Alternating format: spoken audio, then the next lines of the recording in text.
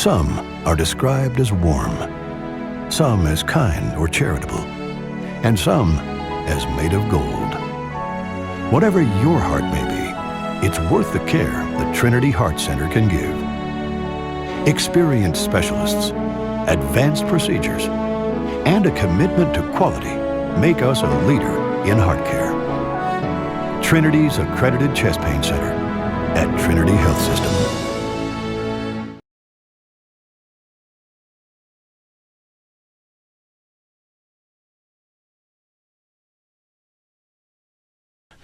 Hey, welcome to week 2 for us, week 3 for high school football season. Mike Mathison here with Matt Peaslee, a.k.a. The Talent. That's right. I'm just going to call there's Ronaldo and Pele and Messi and, LeBron, and we're just going to call you The Talent. Okay. And so what's that make you? Is that okay? Yeah, but I'm the moron. So that's good. The Talent and the moron. Yeah. Perfect. The Talent. Just remember that. Okay, so you just asked what question am I gonna ask you to start off that comes out of nowhere? Oh yeah. So Matthew, why did you pick Ursuline? Oh, okay. There, didn't see that one coming, did you? That's a good one. Well, I mean, I just threw the Uncle Charlie on an 0-1 count. Obviously not for football because I never played football. I'm skinny and I'm scared to death to step on a football field. I went to Ursuline High School because it's better than Mooney. Oh! Well, Big Red fans will pretty much agree with you there. Yeah, so. that's true. And that's why. And you picked your alma mater. So it was a sentimental, heart-touching, heartfelt moment type pick. Yeah, I mean, we go back to last year when I think just in the Star Sportscast I picked Big Red. Yeah, we all picked Big Red because nobody saw what was going to happen after that game. Nobody really expected Ursuline to run over them the way they did last year, but. It's a new year, and it's Ursuline Big Red Week. So how was Ursuline besides 1-1? They got lit last week by Benedictine. Yeah, but Benedictine's a good team, though. They're really good. I mean, they kind of get overshadowed up there in Cleveland by St. Ed's and Iggy and all that, but I was just looking at some of their players. They have a couple D1 guys. One guy's committed to Florida already from Benedictine. Really? Yeah, with one of their running backs. So they're a good team. But Ursuline knocks off Walsh Jesuit in week 1. Yeah, exactly. Who last week beat St. Vincent St. Mary's, reigning state champion. Ursuline's about the same team as they were last year. They were young last year. They lose Chris Durkin at quarterback, who was on the field when Virginia Tech beat Ohio State last week. He's a backup quarterback for the Hokies now. They got a guy now named Vito Penza who looks exactly like Chris Durkin. Big kid, really can run the football. Just substituted him in. He struggled last week against Benedictine throwing the ball. I think he had 2 or 3 interceptions. But he's going to be the same ground and pound guy that Durkin was, and Durkin really took over in that game last year against Big Red, and I think they're going to try to do the same thing when they come down here. I talked to a former Ursuline football player, one of my brother's friends, and the Ursuline kids love coming down here to play. Really? I mean, a lot of times they play at home at Stanbaugh Stadium, right? YSU. They'll go on the road to some faraway teams they've played in Erie and Buffalo in years past, but they like coming down to the atmosphere here in Steubenville, and it's always a pretty good game. I mean, Ursuline's had the upper hand the past 2 years, but this is always a pretty good competitive game between these two games. It's always a pretty good game. I agree with you there. So is Ursuline a run-first, smash-mouth type football, and then they throw it? Yeah, because they have a lot of running backs, too. I know their star running backs this year is a guy named Kimani Johnson, who's fast and can also – they always have somebody that's fast. And a couple years ago they had the kid that went to Cincinnati, and I know who you're talking about. I can't think of his name, but I know who you're talking about. Really fast, and he was one of the fastest kids I've ever seen on a football field. Reminded me of Maurice Claret when he played at Warren Harding a couple years ago. I know every time I'm at Jesse Owens Memorial Stadium in June for the state track meet, there's always an Ursuline 4x1 team. There's always an Ursuline 4x1, 4x2 team, always. Yeah, and they have one of the biggest teams they've had. They have over 70 kids on the roster this year. Really? And a lot of them are younger kids, so they're not. I think like 50 of them are freshmen and sophomores. So that system's just going to keep going, and next guy up year after year. And I mean the way Ursuline schedules. I mean Walsh Jesuit, Cleveland Benedictine, Big Red in the first 3 weeks of the year. Yeah, they're not hiding from anybody. Not a normal team doesn't do that, and they're expecting a good game down here. And I know Big Red's on a roll too, having 2 good early wins. So it's going to be a good game. And a good one last week because Big Red beat Cincinnati Glen Este, and they were down 7-2 for a lot of the first half. So that's going to be I agree with you. That's going to be a good old-fashioned knockdown drag out at Harding Stadium Friday night. Here's a story. I got a story for you now. Ooh, story time. Story time. My freshman year at Ursuline. Okay. I was in a computer applications class, learning how to do goofy stuff on the computer. Okay. In my class was a guy named Daryl Clark, senior quarterback for Ursuline, who ended up going to Penn State. Penn State, right. He was recruited by some other big schools, and I've always been a West Virginia fan, even though I'm wearing a Florida State shirt for some reason. I've always been a WVU fan. Do you have, no clean stuff left? Nah, this is it. Okay. Jameis Winston stole this for me. Put the crab legs in it? Anyway, go ahead. So we're in computer applications class, and we sit next to each other, and we had to do like a Photoshop project. And I did a Photoshop of Pac-Man Jones, who was at WVU at the time, and did like a crazy design with him. He was like, man, that's awesome. I'm going to WVU. So Daryl Clark told me he was going to WVU based on my Photoshop that I made, but he ends up going to Penn State. So my recruiting tactics didn't work out very well for him. So you're pretty much, you stink as a recruiter, basically. Yeah, well, you recruited your brother there. Yeah, that's true. And I recruited him to Ursuline and WVU. So there you go. The ball keeps rolling. Oh, yeah. We got there's other games. Other games. 2-0, 1-1 Weir goes to 0-2 Edison. Edison gets off playing losing to a really good Carrollton team.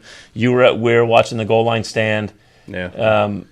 We won't go into the semantics of how strange that goal line stand was at some point. Back-to-back goal line stands. Well, back-to-back goal line stands and how they never. It was a crazy final 37 seconds in Caddis against Harrison Central for Weir. Weir had chances to win that game. Maybe should have won that game. But didn't win the game. And I think the kids at Weir, after the years they've had in the past couple of years, they want to win they won week 1. Against Steubenville Central, and just seeing how they played in this game, they didn't let it get away from it all because the year before Harrison beat them up pretty good. Yeah, I was at that game. It was over fast. Yeah, the fact that and Justin Kropka after the game was so complimentary of Weir. He said, I asked him something about the game. The first thing he said was, "Wow, that Weir team has done a complete 180 from what they did where they were last year." Right. And this is a good bounce back game for the Red Riders, I think. And it's Edison's opener. It's Edison's home opener, so you never want to eliminate a team with their home. That's going to be, Weir can get back on this because it's Weir next week they go to Grafton, Weir High does, and that's going to be a good test. But it'll be a good test against Edison Friday night. Yeah.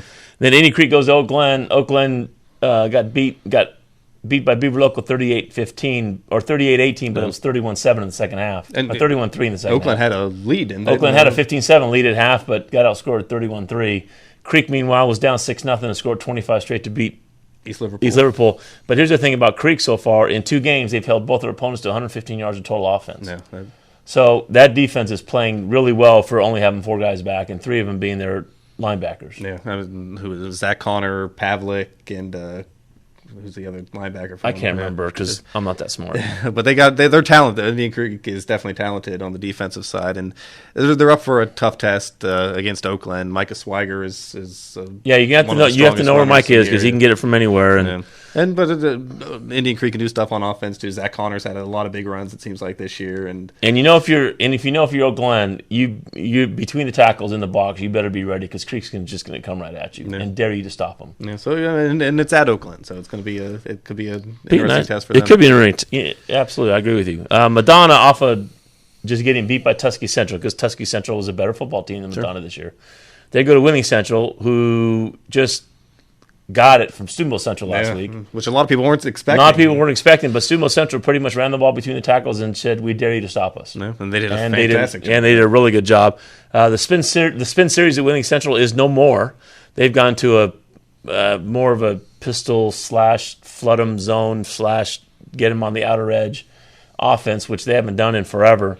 Madonna just really needs to start controlling the offensive line, and something they really didn't do last week. Tuskegee 2 years ago, last year Madonna had 15 seniors and handled Tuskegee. This year Tuskegee has 16 seniors to handle Madonna. Yeah, wow. When a small school, when you have a class that big, you've seen how important that is. With Madonna last year, Steubenville Central last year. Yeah, it was that senior class. Yeah, that senior class. And Tuskegee has it this year. Now, both teams are young. Madonna's young and Winning Central's young. And the question is going to be who can bounce back better from the loss they took. Yeah, and is Wheeling Central still? They're both still considered one of the top teams in Class A West Virginia. They're both in the top 10 in Class A West Virginia. but one of them's going to leave Wheeling Island 1-2. Yeah. But that means they're 1-2 because they can both both are expected to make the playoffs. So 1-2. I mean, no one wants to be 1-2, but they can still make the playoffs. Still a crucial game, even though it is a crucial game. 3. I mean, because Madonna, both teams, as young as they are, have adversity early and see how they bounce back. Yeah, yeah. And I'm sure the coaches are yelling at them about that during the week. Sure. JM goes to Buckeye. Buckeye had a victory snatched from them by UL last week, up 23-15. UL scores, counts to 2, go into overtime, pick a pass, field goal. Good. Yep, that's it. Talking to Phil Pest the other night about that game a little bit. He said, they have a young team, he says. And he says, but the fact that Buckeye, the struggles they've had in recent years, the fact that this team had a win in their grasp against a good Union local team, they said just too many mistakes down the end. He said there was false start penalties, offside penalties, holding that kind of stopped their progress. If they can focus more mentally on those mistakes to clean that up against John Marshall, they have a chance. And their quarterback, Tyler Miller, had a couple big pass plays for Buckeye last week. And if they can continue to throw the ball against John Marshall, they'll be in a chance to win a game and hopefully hold on at the end. But when you're playing the Monarchs and Goody, Rick Goodrich, if you can't stop the run, you're in for a really long night because Goody loves to run the ball, JM loves to run the ball, and they have to stop the run. Yeah. Otherwise, Fairport Harding comes down to Toronto. Fairport Harding's 0-2. Toronto's 1-1 with a big win last week at Bridgeport. Because they ran the ball. Trey Ross had a really nice game, 148 yards. Yeah, they racked up over 300 yards of rushing. And that's completely different than the week before. They went on the road. Blaze Glen's out for the year with a broken ankle. Blaine Rawson stepped in, did a really nice job. Drew Lowry, I think he had 7 carries for 50-something yards, had 11 tackles on defense. Toronto's one of those Division 7 teams that 1-1, win and go 2-1 and see what happens. Yeah, Nolan Clegg, a freshman, saw some time at quarterback too. Oh, okay. Eric Meek said, and he's more of a runner as opposed to a thrower. Blaine Rawson, I think, threw the ball 3 times, 3 for 3 passing, which is good for a guy making his first start. But if they can get Nolan Clegg, who's pretty big as a freshman, to run the ball, he's a good-sized kid as a freshman. Use his size and speed, and they're going to have a powerful offense, but it's going to start with that offensive line. Who's still Jesse Beckwith is their only senior, and this is his first year on the team. Yeah. So he seems like he's meshing in well with the system. The kids like him, Meek likes him, and Jesse likes being here too. So I think it's just a matter of how that he meshes with a young line of sophomores to create the holes for these big runners that Toronto has. Because we all know Coach Meek loves to run the ball. He's a big fan of running the ball. Big fan. Brooke goes to University. Brooke had a much better game week 2 than week 1, made huge strides.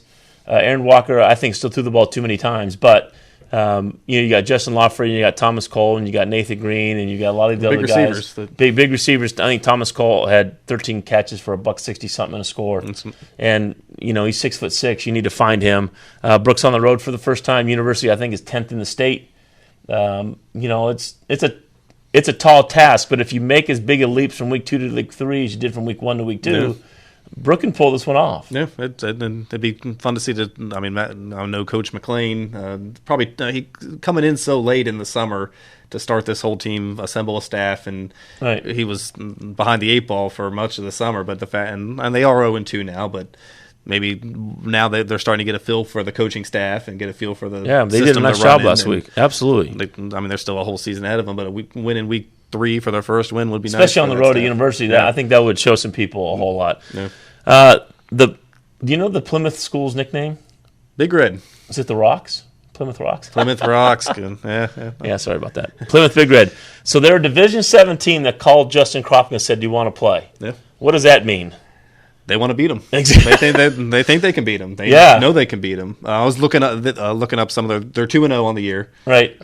They're from kind of northern central Ohio, kind of near Mansfield, Ashland area. They got a really, really, really good wide receiver, 6'5", 220. Tyrell Edmondson is his name. I watched some of his videos. Kid's fast. If they got their quarterback, can get him the ball. Division 7, 6'5", 220. 1,000-point scorer in basketball already as a junior. So this kid's athletic. He's fast. Like I said, I was watching some of the videos on him. They dump it off for screen passes to him. They throw him out long. He's going to be tough for the Harrison Central defense to stop. Wow. Good luck, Krofka. Yeah, but again, Harrison Central's coming off 2 wins. And yeah, exactly. They weren't the best wins because they were kind of a win. 2 Doesn't matter. Games, 2-0 is 2-0. Yeah. Is Krofka going to throw 2 passes and then That was in a play just again. for you too. Just for me. Because Crawford hates to run the ball. You bum. Big game at Harding State and 2-0 St. Clairsville comes to 1-1 Steubenville Central. Steubenville Central is coming off. We talked about a huge win at Wheeling Central, and did a lot. They improved a lot from week 1 to week 2. You know, St. Clairsville has had 2 home wins, beating Claymont and Riverview. You know, it'd be interesting to see what Steubenville Central does, being in the first home game on Saturday night. Yeah. St. Clairsville's a very good opponent. Obviously, you know, they played, I think, 4 times between 06 and 010 or 06 and 10 or 07 and 11. I think it's just going to be a really good football game at Harding Stadium. And if Steubenville Big Red can once again control the line of scrimmage, not Steubenville Big Red, excuse me, Steubenville Catholic Central, if they can control the line of scrimmage like they did against Wheeling Central, they have a good chance to win this thing. I think Tony Barber played a better game at quarterback than he did in week 1 against Wheeling Central, getting more. Maybe not so getting more comfortable with the position. Yeah, I mean, in throwing the ball, he's not very big, but I think if the line can hold. If Stone Romano can do his thing too, it'll be a good game. Yeah, Stone and Chris, and they have a veteran offensive line. If everyone's healthy, they can do some good things. There's no 2 ways about that. It's a good week of good games all weekend long, Friday and Saturday here. You spit that out. Good weekend of games, Friday and Saturday here. Yeah. Okay, very good. Wow. See the talent. That's why he's the talent. I'm the star of 2 shows. It's hard to bounce back and forth. Look, I understand that. I need hair and makeup done after this too. So. I just need hair. Oh my goodness! And you'll be at Cartwright Field. We're at Edison, correct? Isn't that where I sent you? Yeah, I'll be there. Okay. I'm excited for it. I was there one time last year for the Indian Creek Edison game. That ended up being a pretty good game in week 10. Week 10, it's a good rivalry game in week 10. Yeah, so you pretty much signed Drew Connor as the best last week. Yeah. We'll see if he can go 3-0 now. I tell you, that's who knows, because they have St. Clairsville next week. So then maybe they'll be able to scout some of that here at Harding Stadium. Yeah, I'm sure the Indian Creek coaches will be in Harding Stadium Saturday night watching St. C and Steubenville Catholic Central. Week 2's over. Well, for us, week 3 is in the books. Come here soon for high school football. Before we know it'll be week 4. Before we know it'll be week 10. Fastest 10 weeks of your life. There's no 2 ways about it. Yeah. Funnest 10 weeks of our life. There's no doubt. A lot of work, but a lot of fun. Oh yeah. A lot of work, a lot of fun, and he's taking Ursuline. Class of 07. Class of 07. Mm-hmm. Really? Yeah. God, you're young. See ya. You're young. Class of 07. He sees the light. You have to adjust it. It's not overwhelming, but it's not comfortable. Oh my goodness! What does it need to do? What you are a prima donna. Seriously. Turn that one off. Prima donna. That's nicer. Oh my goodness! Well. I don't need lights to make me look good. Look like you. Enough candle wattage in the world. Where's Fred Younts?